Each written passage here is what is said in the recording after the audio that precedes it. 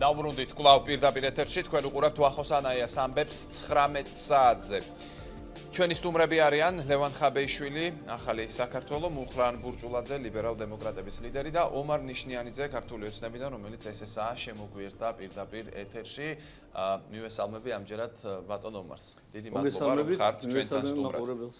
ბატონ ომარ, ვანო მერაბიშვილთან დაკავშირებით მინდა დაგისვათ პირველი შეკითხვა, უпростоრად საქართველოს პრეზიდენტის განცხადებაზე. მან თქვა, რომ ვანო მერაბიშვილის საქმეზე ევროპის ადამიანის უფლებათა სასამართლოს გადაწყვეტილებას ჰყავს უშუალო პასუხისმგებელი პირები საქართველოს სასამართლო და სამართალდამცავ სისტემაში და ეს გადაწყვეტილება არის დამაზიანებელი საქართველოს სახელმწიფოსთვის.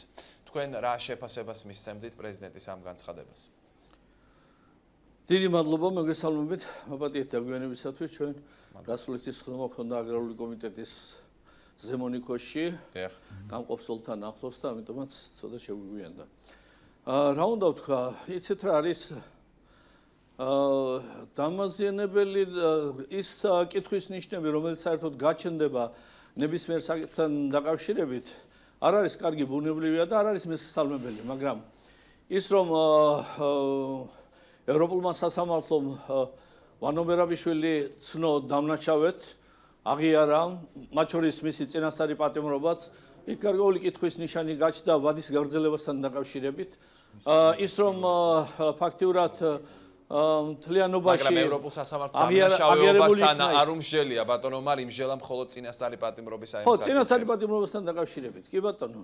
მაგრამ ის წინასწარი პატიმრობა თუნდაც რომ კანონიერად აღიარა და მით უმეტეს რომ წინასწარი პატიმრობა გასულია და ის სასამართლოს მიერ დამნაშავედაა ცნობილი და ის საპატიმროში, ეს რა თქმა უნდა აღიარებული ფაქტია და ის რომ ახლა თუნდაც მიხეილ მაჭევარიანი რომ შავი თეთრ წერია ის არის პოლიტპატიმარი და არ იქა უნდა განთავისუფლო, რა თქმა უნდა ამას ახლა ზღაპარია, ეს მისი ოცნება, თქვას რაც უნდა ის ქართულმა ხალხმა თავის დროზე გამოუტანა განაჩენი ნაციონალურ მოძრაობას და მათ შორის იგივე ვანო მერაბიშვილს ხალხმა ძალიან კარგად იცის რომ მთავარი დამნაშავის მიხეილ სააკაშვილის მთავარი იარაღი იყო იგი და როგორც გუბასანიგიძემ თქვა მთავარი ის იყო რა თქმა უნდა სასჯელი და ჯალათი ქართველი ხალხის ეს ბუნებრივი ასე არის რაც შეეხება ახლა იმ ხარვეზებს თუ იყო ასეთი ხარვეზები მე ახლა ასე ღრმათ არა ვარ შეხედილი მაგრამ თუ რაღაც ხარვეზები იყო ბუნებრივი არ არის კარგი და მეტი დაკვირვება გმართებს ჩვენ ბუნებრივია რომ ასეთი რამ არ მოხდეს და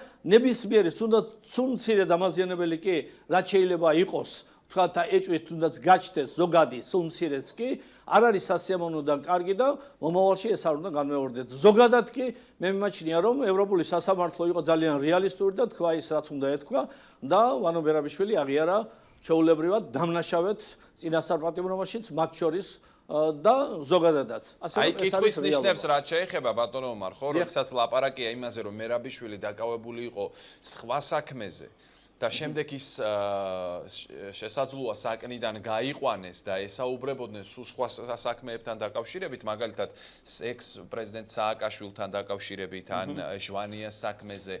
ეს არ აჩენს სერიოზულ შეკითხვებს მართლაც იმასთან დაკავშირებით, რომ აქ პოლიტიკური ნიშანი შეიძლება ყოფილიყო, როდესაც ამ საქმეებზე არ იყო ის დაკავებული და ამისთვის შეიძლებოდა გაიყვანათ საკნიდან.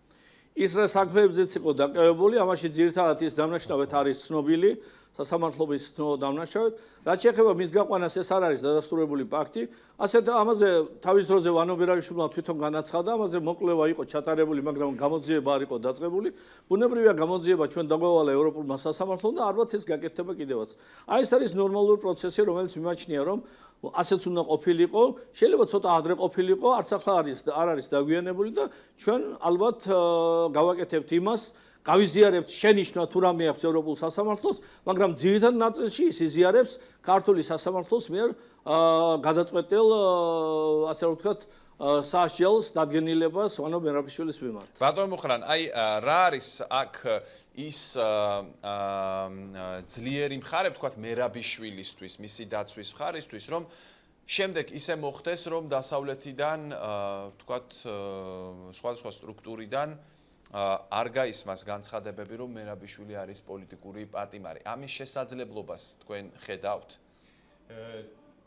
პირველ რიგში არ შემიძლია აღნიშნო, რომ თქვენს ეთერში უკვე შემოიჭრა ისევ და ისევ ჩვეული ანტიქართული, ეს რევანშისტული განცხადებების ნაკადი, რომელიც არ შეიცავს არანაირ პასუხისმგებლობას, ვინაიდან პოლიტიკოსი პირდაპირ საუბრობს აქ და კაფიოდ უსვამს ხაზს ისევ და ისევ პოლიტიკურ ანგარიშწორებას, რომელიც საჭირო ყოფილა და ვერანაირად ვერ გაიზიარებს ქართველი ხალხი ამ პოზიციას. მეორე, რაც შეეხება კითხვის ნიშნებს. ეს კითხვები ჩვენ პირველი დღე არის ანტიქართული რომ ახსენეთ რა იგულისხმება ბატონი ომარის განცხადებაში კონკრეტულად. კოალიცია ქართული ოცნების წარმომადგენლებს ზოგადად ეს ახასიათებდა უწინაც პარლამენტში მოსვლამდე და იგივე სახელმწიფო ტრიბუნიდანაც და მე პირველ რიგში გაუსვი ხაზი რომ მათ გაართვეს უპირველეს დავალებას თავი ძალიან კარგად და სწორედ ქვეყანაში მათი დამსახურებით ყავს დღეს პირდაპირ პოლიტიკური ნიშნით პატიმრები. ეხლა მეორე კითხვის ნიშნებს რაც შეეხება თქვენ ბრძანეთ რომ რამდენად არის იმის მოლოდინი რომ დადგეს კიდევ უფრო მრავლად ეს კითხვები და მოიმატოს ჩვენ ერთი რამე უნდა ვიცოდეთ. ეს არის პირველი კითხვა, პირველი დღე, როდესაც ეს საკითხები გაჩნდა, მე შემიძლია ბატონ ომარს უპასუხო რომ თუ ესეთი გადაწყვეტილებაა რომ სასამართლომ ევროპულმა სასამართლომ ცნო რომ თურმე კანონიერად ყოფილა ვანო მერაბიშვილი დაპატიმრებული, მაშინ რატომ საჩივრებს ამ სამართლებრივ აქტს იგივე ქალბატონი თია წულუკიანი იუსტიციის მინისტრი. თუ ეს თქვენთვის ასეთი მოსაწონი დასკვნა ყოფილა. მეორე, ჩვენ უნდა ვიცოდეთ რომ სტრასბურგის სასამართლოში შეტანილია ასევე სხვა პირებთან დაკავშირებული სარჩელები, რომლებთან დაკავშირებითაც უნდა ველოდეთ ანალოგიურ გადაწყვეტილებას და საქართველოს რომელიც ადგას ევროინტეგრაციის გზას, არათუ უნდა ამრავლოს ეს კითხვის ნიშნები, არამედ უნდა შეამციროს და მე სწორედ ამას გავუსვი ხაზი რომ ეს არის პოლიტიკური გადაწყვეტილების მოტანილი, სწორედ რომ პოლიტიკური ნება იყო რომ დაპატიმრებული ყოფილიყვნენ ეს ადამიანები და არავით არის სამართლებრივი პროცესი. ეს უნდა გავმიჯნოთ ჩვენ სამართლებრივი და პოლიტიკური პროცესი. სწორედ ეს თქვა ევროსასამართლომ და გასაგებია, მოდით ბატონ ომარს მივცეთ. ის საფრთხე რომელიც უდგას საქართველოს ევროინტეგრაციას. გამოხმაურების საშუალება, იმიტომ რომ თქვენ მისი მისამართით გამოიყენეთ ანტიქართული, რევანშისტული და ასეთი შეფასებები და ბატონ ომარს ალბათ აქვს ამაზე. დიახ. ჩემი შეკითხავია მართლა ესე არის ახლა. მე ვარ ისტორიკოსი, ისტორიის პროფესორი და საქართველოს ისტორიაში არ ყოფილა უფრო ანტიქართული ზონა, როგორც ნაციონალურ მოძრაობას მოვესწრეთ ჩვენ, რომელიც ცდილობდა და ცდილობს ყოველგვარი ქართული ჩაკრას. ეს პირველ საერთოდ დაკავშირებით რაც შეეხება. თუმცა თქვენ თუ ისტორიკოსი ბრძანდებით, ბოდიში ჩაგეჭრებით ბატონ ომარ, თქვენ თუ ისტორიკოსი ბრძანდებით, თქვენ არ უნდა დაგავიწყდეთ 92 წელი, თქვენ არ უნდა დაგავიწყდეთ 90-იანი წლების პროცესები, სადაც იყო სწორედ სისტემური დანაშაული. ეს არ უნდა დავივიწყოთ ქართულმა ხალხმა და თუ ჩვენ უნდა აღვადგინოთ სამართლიანობას, სწორედ უნდა აღვადგინოთ 92 წლის პროცესი და რომ გამოძიებული იყოს სწორედ სახელმწიფოს წინააღმდეგ დანაშაული და სწორედ მავანი პირები, დამნაშავეები, რომლებიც ასრულებდნენ კრემლის ნებას, იქნენ მიცემული ქართული მასშტაბურების წინაშე პასუხისგებაში. არ ვიცი დაგავიწყდათ თუ შემთხვევით დაფარეთ, თუმცა ან არიცით, ან განგებ დამალეთ ეს ფაქტი. იმიტომ რომ თუ ჩვენ თქვენაც ვაცალოთ საუბარი, მე გირჩევთ, დებატიორს, თუმცა ეს პატივისცემა არ ცდება ამ ჩარჩოებს, თუმცა ერთ რამეს მინდა გავუსვა ხაზი. თქვენ ეს ფაქტი ან დაამახინჯეთ, ან დაივიწყეთ. მოდით მივცეთ შესაძლებლობა რომ განმარტოს ბატონმა ომარმა თავისი პოზიცია. ასე რომ მე ძალიან კარგად ვიცი რა არის თუნდაც 90-იანი წლები, 80-იანი წლების დასასრული, რადგანაც მე ვიყავი იმ ხელისუფლებაში, ქალაქ ქუთაისის საგრებლოს თავმჯდომარის ეროვნული ხელისუფლების დროს, გამსახურდიას ხელისუფლების დროს. ეხლა რაც შეეხება ის რომ ანტიქართული ძალაა ნაციონალური მოძრაობა, ეს ყოვლად იმ ხელისუფლებაში ბევრი იყო, ვინაც ავტომატი ესროლა ქართველების დამოუკიდებლობას. დიახ და მეც გმობ ამას და რა თქმა უნდა ისიც გამოსაძიებელია. მე ამაში გეთანხმებით ამ ნაწილში. რაც შეეხება მეორე ნაწილს პოლიტპატიმრებთან შედარებით. არა, მოდი ვაცალოთ ერთმანეთს არ გამოესე. ორი კვირის წინ არ გამოესე, ჩემო კარგო. პირადად მე წარვადგინე საქართველოს გენერალურ პროკურატურაში განცხადება 92 წლის სახელმწიფო გადატრიალების საქმეზე სისხლის სამართლის საფუძვლის მოთხოვნით. ძალიან მაოცებს დღევანდელი გენერალური პროკურორის პოზიცია, რომ ის საერთოდ არც ეხმაურება, არც დაბარებული. გასაგებია, ბატონო მუხრან. მესმის, მივცეთ შესაძლებლობა, ხე ჩვენ ძალიან ისტორიულ ჭრილში წავედით, მოდით დაუბრუნდეთ ჩვენს თემას და ბატონ ომარს დავასრულებინოთ ფრაზა. საქართველოს პარლამენტმა მიიღო არაჩვეულებრივი აქტი, ჩემო კარგო. რამოდენიმე ასეული პოლიტპატიმარი, რომელიც არსებობდა ნაციონალური მოძრაობის დროს, რომელიც გადასტურებულია, რომელიც მართლაც იყო პოლიტპატიმარი. აი ეს არის საქმე და ის რაც შეეხება ვანო მერაშვილის პოლიტპატიმრობას, ეს სასაცილოდაც არ ეყობა საქართველოს მოსახლეობის 99%-ს. მერაბიშვილი არის დამნაშავე, ის იყო ჯალათი და ის ზის ციხეში. ასე რომ ჩვენ პოლიტიკურად ქართველმა ხალხმა მართლა უცნობია ევროპულ სასამართლოს განწყობილებაში ეს სიტყვა არ არის ნახმარი და გასაგებია სამართლებრივი აქტი ნამდვილად განიხილებოდა წინასწარი პატიმრობის ეპიზოდი. არც ვამბობ მე რომ ევროპულ სასამართლოს განაჩენში წერია ეს თქო. ქართველმა ხალხმა გამოუტანა პირველ რიგში და პოლიტიკურ სანაგვეზე მიუჩინა ბინა ვანო მერაბიშვილს და მისთან. პოლიტიკური სანაგვე არის არასაპარლამენტო ოპოზიცია და არა ციხე ბატონო ომარ. ეს უნდა გესწავლებოდეთ თუ არიცით თქვენ ხართ პარლამენტის წევრი და გაკისრიათ ძალიან კარგად ვიცით, ჩემო კარგო, მაგრამ ერთი რამ უნდა ის რომ ასეთი დამნაშავეები და არასაპარლამენტო ოპოზიცია რატომ არის პოლიტიკური სანაგვე? თუმცა ჯერეთი რა არის, რას ნიშნავს? არასაპარლამენტო ოპოზიცია რას ნიშნავს? ეგ აბა განმარტეთ ერთ. არა, პოლიტიკური სანაგვე ის არის, რომ თქვენ მოგისურიან ოპოზიციაში და თქვენ ვეღარ იქნებით საპარლამენტო პარტია და სახელისუფლებო პარტია. მაგრამ ქართველი ხალხის ოცნება სხვა. პოლიტიკურ სანაგვეს ნამდვილად ვერ დავარქმევთ. ჩათვალეთ ასე. აი ესაა ჩემი პასუხი. ის ვინც არ არის პარლამენტში ეს პოლიტიკური სანაგვეა ბატონო. აი ახლა რა თქმა არის ეს. მათი მე მინდა გამომართო საერთოდ სახელისუფლებო პირები და ოფიციალური პირები ყოველთვის ხმარობენ ხოლმე პოლიტიკურ სანაგვეს, რომელიც ერთი რამე უნდა ვიცოდეთ, რომ არავითარ შემთხვევაში არ არის ციხე, არავითარ შემთხვევაში არ არის რაიმე სახის ძალადობა და ანგარიშწორებასთან დაკავშირებული. არა, მე ეს იმიტომ დავაზუსტე რომ მაგალითად თქვენ არ ახართ საპარლამენტო დეპუტატი, პარლამენტის წევრი არ ხართ ბატონო მუხრან და მინდა დააზუსტოთ რას გულისხმობთ, იმიტომ რომ ბევრი არასაპარლამენტო პარტიაა და შეიძლება ძალიან ცუდად გაგიგონ ის რაც ახლა თქვენ თუმცა ოპონენტს უყურეთ არასაპარლამენტო ოპოზიციის მიმართ. ბატონო მე გიპასუხეთ სწორედ თქვენთვის მისაღები და თქვენთვის გასაგები ტერმინი თქვენშია მიღებული ეს პოლიტიკური სანაგვე. მე სულაც არ ვთვლი არასაპარლამენტო ოპოზიციას პოლიტიკურ სანაგვედ. ეს მე ვთქვი არასაპარლამენტო ოპოზიციას არასაპარლამენტო ოპოზიცია კი თქვენ კარგად გაიგეთ რაც ვიგულისხმე ამაში იგულისხმება ხელისუფლებიდან ადამიანის განდევნა თქვენ რასაც გულისხმობთ პოლიტიკურ სანაგვეს თუმცა მე მინდა განგიმარტოთ რომ პოლიტიკური სანაგვეს თქო არ ნიშნავს იგივე ციხეში ადამიანის ჩასმა და მით უმეტეს უკანონოდ და მით უმეტეს პოლიტიკური მოტივით. თქვენი განცხადებები პირდაპირ შეიცავს პოლიტიკური მოტივით ადამიანის დევნას და თქვენ დაქვემდებარებულ საგამოძიებო უწყებას სასამართლოს ბატონო ომარს ძალა გამოიტანოს სამართლიან. მოდით ბატონო ომარს დავასრულებინოთ, მას სათქმელი ქონდა და შემდეგ ბატონ ლევანთან უნდა გადავიდეთ. არ შემიძლია რომ ეს სიტყვა არ ვიხმარო ახლა. რამდენად ურცხვი უნდა იყოს ადამიანი რომ ნაციონალური მოძრაობის დროს რაც ხდებოდა საქართველოში ციხეებს გარეთ დაპატიმრებული მოკლული ქუჩაში და ჩახოცილი ხალხი. აი არ ვამართლებ ამას ვამბობ. თქვენ დეკლარირებას ახდენთ საკუთარი პოზიციისას. თქვენ ამბობთ რომ თქვენ მომხრე ხართ შურისძიების და ანგარიშწორების. ბოლომდე მოვისმინე. თუ ნაციონალების ხელისუფლება მივცეთ შესაძლებლობა ბატონო ომარს აზრის დასრულების. რომ თქვენც უნდა ბატონო მუხრან მივცეთ შესაძლებლობა რომ დაასრულოს ბატონმა ომარმა თავისი მოსაზრება. პოლიტპატიმარის სიტყვა როგორ შეიძლება ვანო მერაბიშვილის მიმართ წამოგწდეს? არც არავის უთქვია ეს, მინიშნებას კი არ ყოფილა ეს, არც ევროპაში, არც ადრე. ეჭვიც არ გამჩნდა რა მის შესახებ. ვანო მერაბიშვილი არის დამნაშავე და ის ციხეში. და მასეთებით ციხეში კიდევ რამოდენიმე მაინც გაქცეული არის. და ზუსტად ისინიც მის გვერდში უნდა იძენ. ეს ერთი. მეორე რა შეეხება დამნაშავეთა რეჟიმი, ნაციონალური მოძრაობა როგორ იყო, იმას განაჩენი გამოუტანა ქართველმა ხალხმა აი ეს. ბატონო ომარ პატივიცეთ ერთმანეთს და ვაცალოთ საუბარი თქვენ განდევნეთ მე მეუნები ამას თქვენ უნდა მაცალოთ თუნდაც ყოფილი ხელისუფლების წარმომადგენლები თქვენ განდევნეთ ქვეყნიდან თორემ თქვენ ძალიან კარგად შეგეძლოთ წინასწარი პატიმრობა არ მიგესაჯათ და ისინი თავისუფლად წარს გემონდნენ ქართული სასამართლოს წინაშე თქვენ აიძულეთ ისინი სწორედ რომ აი თავი აერიდებინათ ქართული მასაჯულები ბატონებო რა თქვა ევროპულმა სასამართლომ წინასწარი პატიმრობა იყო კანონიერი იყო ბატონებო მოდით ლევან ხაბეიშვილს უნდა დაუსვათ რაღაც ასაჩივრებს ბატონო რაღაც ასაჩივრებს თქვენი პარტია უკაცრავად ბატონო მუხრან ლევან ხაბეიშვილს უნდა დაუსვა შეკითხვა ბატონ ლევან აი თქვენი პარტიის პოზიცია არის ასეთი მე რასაც ვისმენ როდესაც თქვენი სპიკერები გამოდიან პირადად თქვენც რომ აი ეს ურთიერთბრალდებები უნდა დასრულდეს თქვენ აი ამ ხაზს ატარებთ მაგრამ შეგიძლიათ გითხრათ როგორ უნდა დასრულდეს ეს ურთიერთბრალდებები რა შეხედავთ გამოსავალს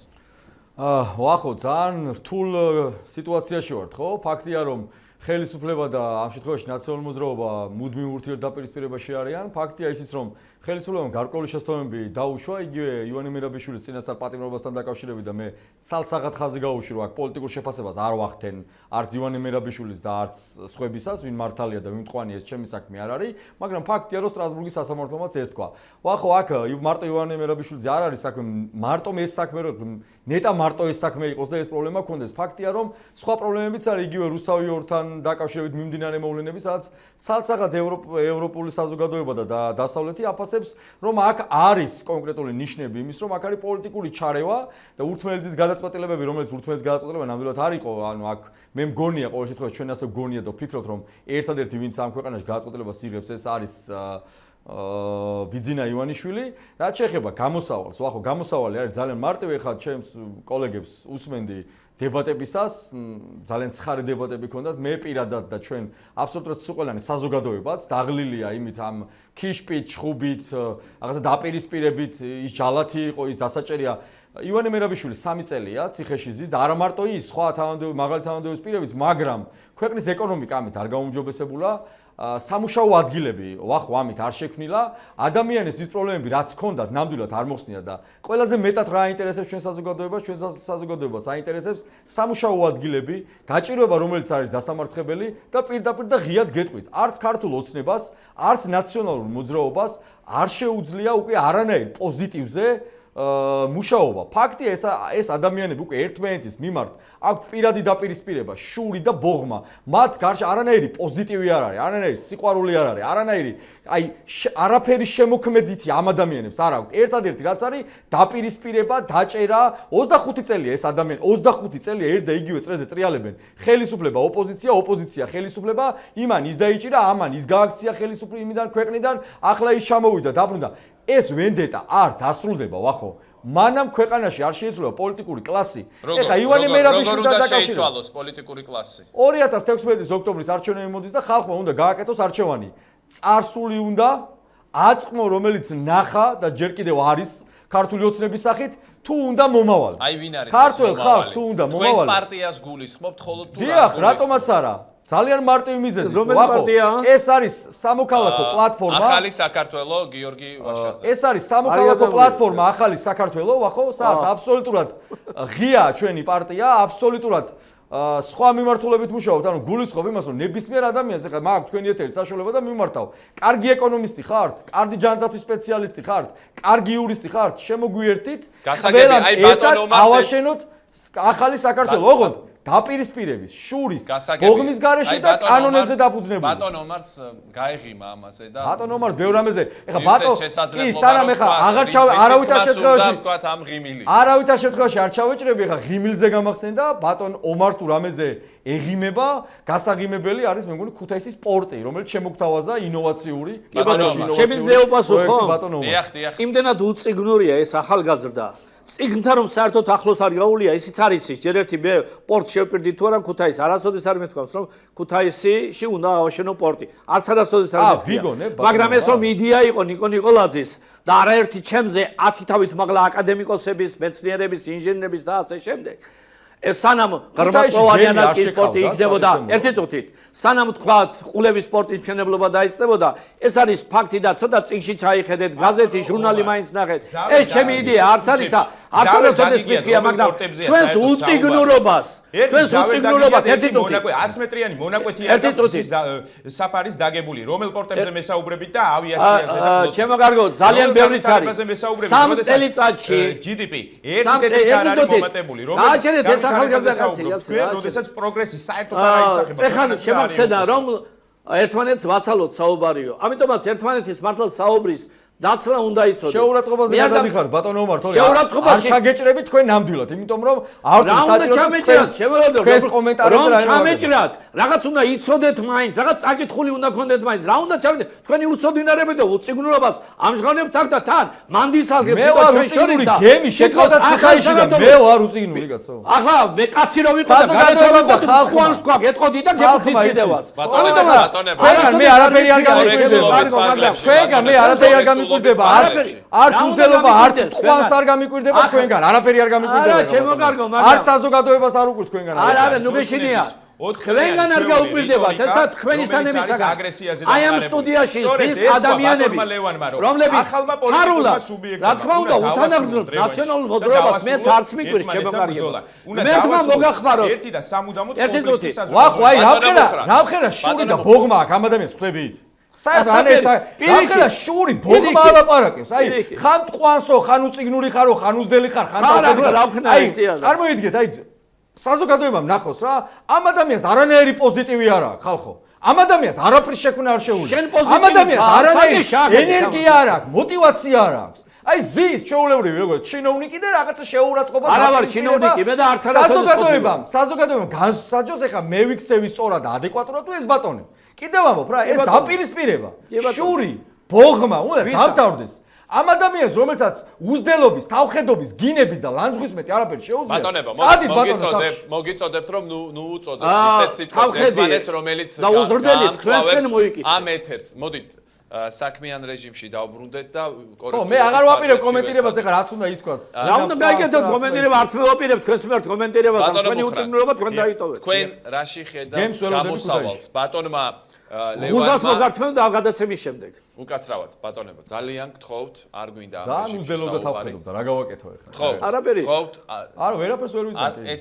ეს ასე ვთქვათ დიალოგი არ გვინდა ამ ფორმით, ბატონ მუხრანი. თქვენ რაში ხედავთ გამოსავალს? აი ბატონი ლევანი ამბობდა რომ უნდა დასრულდეს ეს ასე ვთქვათ ურთიერთბრალდებები და კლასი უნდა შეიცვალოს პოლიტიკური.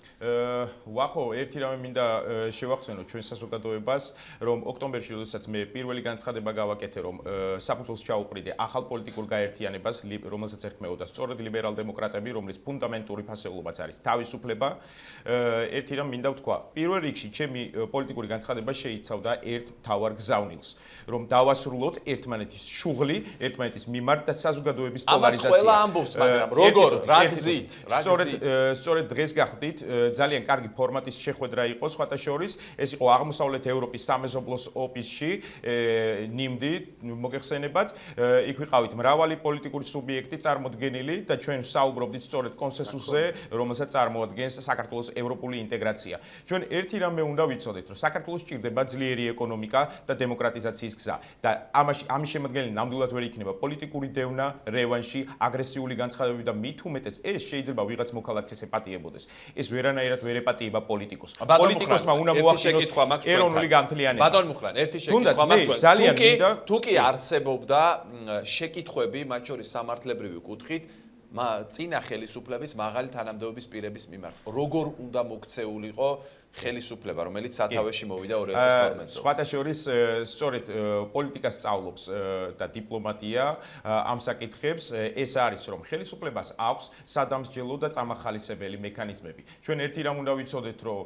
გვერჩინობს რომ ქვეყანაში ერთი უდანაშაულო პატიმარიც კი არ გყავდეს, ვიდრე თუნდაც დამნაშავედ დადიოდეს ქუჩაში. ეს არის დილემა, თუმცა ხელისუფალმა უნდა მიიღოს პოლიტიკური გადაწყვეტილება. აი სტრასბურგის სასამართლომ იმსჯელა წინასწარ პატიმრობასთან დაკავშირებით. მერაბიშვილთან დაკავშირებით. ხომ? რაც ახლა ის გადაწყვეტილება ვთქვათ სხვადასხვანაირ შეფასებებს იწვევს ოპოზიციას ხელისუფლებაში, მაგრამ თავად განაჩენზე მას არ უმსჯელია და ეს განაჩენი, რომელიც დადგა ვანო მერაბიშვილთან დაკავშირებით, რა სასჯელიც მას შეეფარდა. ეს თქვენში იწვევს შეკითხვებს? ხო გეუბნებით, ვახო, დღეს კითხვა არ დგას ასე. დამნაშავეა ეს პირი თუ არა? ამას ადგენს სასამართლო ორგანო, თუმცა რა თქმა უნდა ობიექტურობას ვერ დავწამებ მე დღევანდელ ქართულ სასამართლოს, რომელიც არის ჯიბის სასამართლო, ასე ვთქვათ, და ეს ერთი და სამუდამოდ უნდა. და მიშა სასამართლო იყო ობიექტური სასამართლო. თან დააყოლე ეს? ბატონო ომარ, თუ შეიძლება არა, თან დააყოლე რომ მიშა სასამართლო იყო ობიექტური, დღეს აგვაქვს ჯიბის სასამართლო. და ხალხი დაგიჯერებს ამას. გამოციცებით მოგჯერებიან. როგორი ექსპერტი მოსულა? ყოჩაკ თქვენ მოიწვიეთ ასეთი სასამართლოს კულტურა თავისუფალი შესაძლოა მე დღეს მომიწვიეს ვიზა ლიბერალიზაციას შევეხებით ამაზე ბატონო ომარ პრეზიდენტის განცხადება იყო ცოტა ხნის წინ და ჩვენ უნდა შევხებოდით ამ თემას, თუმცა ვიზა ლიბერალიზაციასაც რა თქმა უნდა შევეხებით. აუცილებლად მინდა ხაზი გაუსვა, მე დასაწყისშივე ვთქვი, რომ ვიზა ლიბერალიზაცია არ არის გამიჯნული ევროინტეგრაციის, საქართველოს ევროპული გზის პროცესისა. ამიტომ ერთი რამ უნდა ვიცოდეთ, რომ პოლიტიკური ნამდვილი გადაწყვეტილებები, რომელიც ქვეყანაში მიიღება, ამაზე არის ძალიან მეტწილად დამოკიდებული ჩვენი ევროპული მოვალე. მაგრამ აი ახლა როდესაც ამბობენ ბატონ მუხრან, აი მაგალითად მერკელი გუშინ გამოვიდა და თქვა რომ საქართველოს ყველა ვალდებულება ძალიან კარგად შეასრულა, რომ საქართველოს არ არის პრობლემა იმის გამო, რაც ვიზა ლიბერალიზაციის გზაზე. საქართველოს არ აქვს პრობლემა. ეს იქნება ახლა შემოდგომაზე თუ იქნება წლის ბოლოს, საქართველოს არავინ არ ადანაშაულებს იმას, თუ კი გადაიდო თქვათ რამდენიმე თვითეს. პირველ რიგში მინდა ვთქვა, რომ საქართველოს გადარჩა, რომ იქიდან არ იყო აქცენტები გაკეთებული სწორედ პოლიტიკურ პატიმრებზე. იქიდან არ იყო გაკეთებული აქცენტები იგივე მედიის თავისუფლებასთან დაკავშირებულ პრობლემებზე, რომელსაც ქმნის მთავრობა. იგივე ადამიანის უფლებებზე, იგივე ეკონომიკურ წარუმატებლობაზე, რომელიც 4 წელია უკვე ტვირთად აზის თითოეულ ჩვენს მოქალაქეს ვალების და საგარეო ვალების სახით, ჩვენ ერთი რამე უნდა ვიცოდეთ, რომ და სხვათა შორის აი აქ თქვენ ეთერში მინდა ეს განცხადება გავაკეთო. ძალიან სამწუხარო იყო იგივე ზოგიერთი ევროპელი ლიდერის განცხადებები და ის უსუსური ასე ვთქვათ არგუმენტები საქართველოსთან დაკავშირებით. თუმცა ერთი რამე მინდა ვთქვა, ჩვენ ხალხს უთხრა და ევროპელ ჩვენს ოჯახს უთხრა, რომ როდესაც კრიმინალის სტატისტიკის სწავლას დავიწყებთ, უბრალოდ წარმოუდგენელია, რუკაზე დაუწყოთ საქართველოს ზებნა, მაშინ როდესაც მის თავზეა სწორედ წითელი გიგანტი, რომელიც პირდაპირ ახდენს კრიმინალის ექსპორტს მთელ მსოფლიოში. და მე მადლობას ვუთხრდი სწორედ იმ ევროპელ ლიდერებს, რომლებიც მხარს უჭერენ საქართველოს. გმადლობთ, ბატონ ომარ, აი ვიზა ლიბერალიზაციასთან დააკავშირა, ევროპულ გზასთან დააკავშირა თქვენმა ოპონენტმა, ბატონმა მუხრან ბურჭულაძემ, ის საკითხები, რომელზეც ჩვენ ახლა ვსაუბრობთ. ბურჭულაძეა ეს ვაჟბატონი. დიახ, მუხრან ბურჭულაძე, ლიბერალ დემოკრატების ლიდერი. ბატონ ომარ, კავშირი იმ შიდა პოლიტიკურ საკითხებსა და ვიზა ლიბერალიზაციასთან ან საქართველოს ევროპულ გზასთან. ხედავთ თქვენ ამ კავშირს? ჩვენ გადავდგეთ მართლა ძირი ნაბიჯები ევროპისაკენ. ევროინტეგრაციისაკენ და მივდივართ მძლავრი ნაბიჯების ყველა ევროპული ლიდერი. მართლა ჩვენ მადლობა შეგვიძლია უთხრათ მათ, რომ აღიარებს, რომ საქართველოს ყველაფერი გააკეთა აი ამ 3 წლინახევრის განმავლობაში, აი ამ 4 წლის განმავლობაში, რომ ჩვენ წინ წავსულიყავით, თუნდაც ევროინტეგრაციისაკენ მიღო ვიზა ლიბერალიზაცია და ასე ყველაფერი გავაკეთეთ ჩვენ. ჩვენი ქვეყანა არ მიდიოდა ევროპისაკენ ნაციონალური მოძრაობის დროს. ის მიდიოდა ჯოჯოხეთისაკენ. ციხეები სავსე იყო, გადაჭედილი იყო, დასაჯდომი ადგილი არ ქონდათ ციხეში, პრობაციონერი ვხდა 300,000-ზე მეტი, საოცარი რამ ხდებოდა ქვეყანაში. ქუჩაში ჩახოცილი ბიჭები, შუმკლარი დედები წადით მოგითხეთ მათ, წართეული ქონებები, ღამით გადაფარგლებული, ნოტარიუსები გაქანებული, გამოქანებული, მიდი, მოდი. 1000 უბედურება ქვეყანაში, ეს არ იყო ევროპის გზა. და ეს იყო თქვენი ნაბიჯები ევროპისკენ, როდესაც უთოიანი ყაჩაღები გამოუშვით ციხიდან და მიუსვით მშვიდობიან მოსახლეობას, ბატონო. რეალური, ახლა ვისაც არ უნდა ბურჭულაძეებს, იმგენს არ აქვს მნიშვნელობა ამას. რაც უნდა ისლაბარიგოთ, ჩვენ მივდივართ მტკიცე ნაბიჯებით ევროპისაკენ.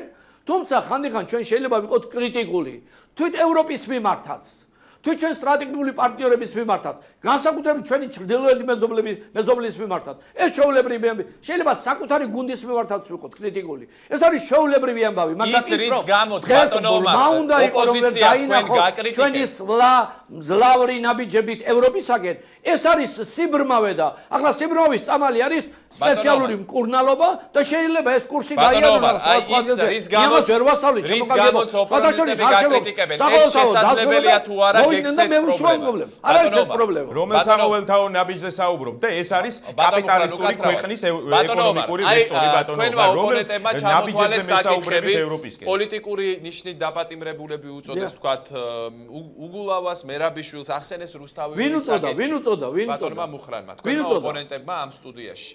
თქვენმა ოპონენტებმა. ესენი იტყვიან აბარა ეს ვინ მოგიყვანიათ, გაც ესენი უტყვიან აბარა.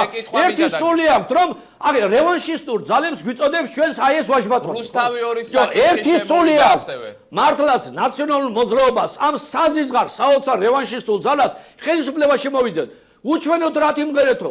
წარმატება როგორ მოიპოვა საქართველოს ამაზე ერთ ამბავს ყრიან კანდელაკები დარბოდნენ და არ მიცეთ ვიზა ლიბერალიზაცია არ გაახოროთ ქართველები ბატონო ჩვენ ისევ რომელიღაც პარტიაზე საუბრობთ და ისევ რევანშისტულ განცხადებებს აკეთებთ აქ არ არის საუბარი პარტიებზე აი ამ სტუდიაში ვიღაც პარტიებზე არ საუბრობთ ბატონო აქ საუბრობთ სახელმწიფოებრივ პროცესზე აქ საუბრობთ მოახმაროთ თავიანთი აზრები თვითონ პრობლემებზე რომლებიც გვიდგას ძალიან დიდ ბარიერად ევროინტეგრაციის გზაზე გასაგებია ბატონ ლევან მოდი თქვენ გაძლევთ შესაძლებლობა შემდეგ უკვე უნდა დავასრულოთ ეთერი ჩვენი დრო იწურება ვიზა ლიბერალიზაციასთან დაკავშირებით ფაქტია ვახორო ხა უამრავი პრობლემა შეიქმნა და უნდა ყოფილიყო ზაფხულში და გადაიდო კიდევ რამდენი ხნით არავინ არ იცის ამასაც აქვს თავისი ახსნა და თავისი პრობლემები კიდევ ამბობ ამ ადამიანებს ხა ხელისუფლების წარმომადგენელია ხან შესული ადამიანია მას შეუძლია მხოლოდ შეურაცხყოფაზე გადმოვიდეს მას შეუძლია რომ განსხვავებული პოზიცია თუ აქვს ვინმე აუცილებლად ნაციონალური მოძრაობის მხარდამჭერია ის ქართული ოცნების და ნაციონალური მოძრაობის იქით დანარჩენ საქართველოს ვერ ხედავს სამწუხაროდ ამ ადამიანებს არაფერს შექმნა არ შეუძლიათ ეხა როგორ წარმოგიდგენიათ რომან ნიშნიანიძე რომ არის ხელისუფლებაში და პარლამენტის დეპუტატი იგივე მაგალითად მეჭეაური ან თოფაძე ან ტყემალაძე ჩვენ ვინ მიგვიღებს ევროპაში ან კორცხელში განვითარებული მოვლენების შემდეგ სადაც 9 საარჩევნო უბანი იყო ოლქი იყო გახსნილი და ერთ-ერთ საარჩევნო უბანზე ფაქტობრივი ჩხუბი და დაპირისპირება მოხდა აი სად რანაირად ვინ შეგვიშევს ევროპაში ევროკავშირში ბატონ ომართან ერთად ვერ წარმოგიდგენია მე ვერ წარმოგიდგენია პირდაპირ გეტყვით ბატონ ომართან ერთად არა მარტო ბატონ ომართან ერთად იმ ადამიანთან ერთად წარმოგიდგენია ჩვენ ხო თანამოქალაქეები ძალიან მარტო რამეს გეტყვით კი ძალიან მარტო რამეს გეტყვით მე ვთქვი რომ როცა ბატონი ომარი არის უმრავლესობაში ვახო მე მივხვდი რას ვამბობ ვახო როცა ბატონი ომარის მსგავსი პოლიტიკოსები არიან უმრავლესობაში თოფაძისნაირები არიან უმრავლესობაში აი ამ დროს მე წარმოუდგენლად მიმაჩნია რომ ჩვენ ევროპა მიგვიღოს და კარი გაგვიღოს ეხა უმრავლესობის დეპუტატია და ჩხუბის დაპირისპირებაზე ლანძღვის მეტი არაფერი არ გაუკეთებია ამ ადამიანს რა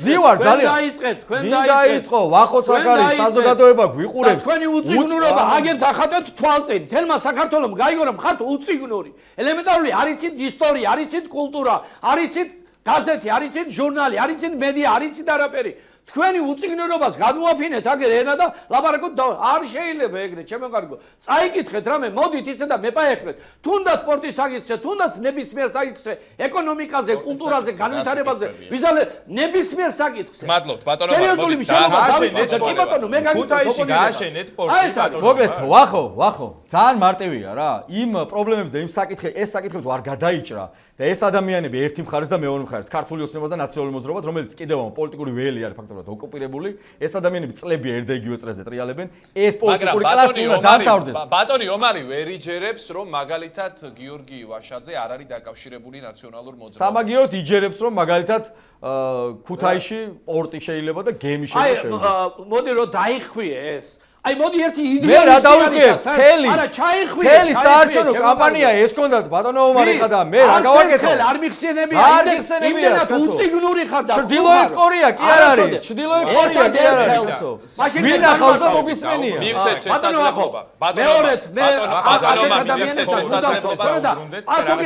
ბატონო არა უკაცრავად ბატონო ასოგი უნდა გამაცედინო აუცილებლად გაძლევთ ერთადერთხელ სადაც ვახსენე მე პორტი ეს იყო როდესაც საპარლამენტო ანუ გითქვა ბატონო ლევან ვაცალოთ შეიძლება არა უთქვამ ბატონო ომარ თქვენ პარავთ ჩვენს დასახლებას უკაცრავად ბატონო უკაცრავად ბატონო ომარს მივცეთ განმარტების საშუალება იმიტომ რომ თქვენ თქვით ისეთი რამ რაზეც მას აქვს პასუხი და მოდით მივცეთ ხო უნდა ვთქვა მე არა კი უნდა თქვა ახლა ჩაიხვია იმან პორტი ერთადერთხელ ეს იყო 4 წლის წინ როდესაც მე ვთქვი რომ ქუთაისის საპარლამენტო ქალაქთან დაკავშირებით როდესაც იყო საუბარი ადამიანები ცოტა უფრო დიდ იდეებზეც ოცნებობდნენ მეთქი მაგალითად ნიკო ნიკოლაძე რომელიც ამბობდა რომ შეიძლება მდინარე რიონი სანაოსნოდ გამოვიყენოთ და ქუთაისში შეიძლება ქუთაისთან ახლოს ვარციხესთან პორტი გაკეთოს ეს იყო ჩვეულებრივი არსებობს ჟურნალი ეპოქა სადაც დაიბეჭდა ქართველი მეცნიერების საოცრად დიდი გამოკვლევა ამასთან დაკავშირებით მაგრამ მე დღეს ვამბობ რომ ეს ჩავლილი არის ანაკლის ღრმაწვავალო პოლტმა ყურების პორტის მშენებლობამ ამას დაუდო ამას დაუდო ბოლო და ეს აღარ არის იდეა, თუნდაც მდინარე რიონი, როგორც ტურისტული, თუნდაც სპორტული თვალსაზრისით გამოყენება, ეს არის შესანიშნავი იდეა. ქუთაის რო გადაწყვეტ ლაზიკა თვალწინ ქონდა, ლაზიკის სპორტი განავითარეთ, რომელიმე უკვე არსებული სპორტი განავითარეთ. შენდება, ჩემო კარგო. ყულებში შენდება სპორტი და ანაკლიაში გრამატოვანი პლუს. გარეთში, როდესაც ზეციური საქართველოს გვექნება, აი იქ დაგეგმეთ სპორტები და მოდით არსებობს მიუხედოთ და განავითაროთ.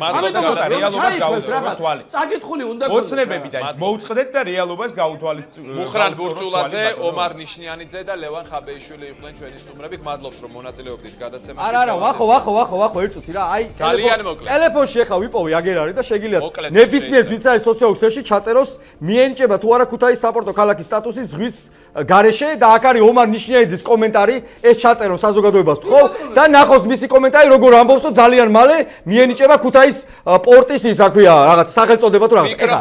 თავადას დაადასტურა რომ ამას ამბობდა და ვინ არის მათყუ არა ეს საზოგადოებამ გასაგებია. აჩვენეთ ერთი და ნახეთ რა აწერია. ბატონმა ომარმა განმარტა რას გულისხმობდა. განმარტა რას გულისხმობდა. სრუბენდელა ხარ, მათყუარა სრუბენდელა. შესაძლოა ეს ნაციონალური მოძრაობა იყო სრუბენდელა. ბატონ ომარ, უმორჩილესაც თხოვთ მადროოთ ერთი წამი ზუსტად. ძალიან მოკლედ ბატონო ვახო დრო აღარ დავხსენო ყველას რომ გუშინ ჩვენმა პარტიამ მიუმართეთ საქართველოს პრეზიდენტს რომ მიიღოს სწორედ ხალხის მიერი აღავლინოს ხალხის ნება აღასრულოს და მიიღოს გადაწყვეტილება და შეიწყალოს პატიმრები, რომლებთან დაკავშირებითაც დღეს დასავლეთი გვისმავს კითხვებს. ეს იქნება პირველი უპრეცედენტო სწორედ ეროვნულ კონსენსუსზე მდგომი და ეროვნული გადაწყვეტილება.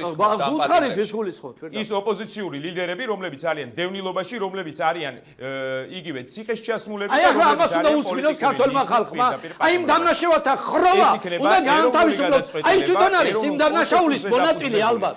აი დამნაშავეთა ხრობის ერთი ნატეხი არის. ჩვენ არ საუბრობთ. ბატონო, ჩვენ არ საუბრობთ. დამნაშაულ არ დამნაშავეებზე.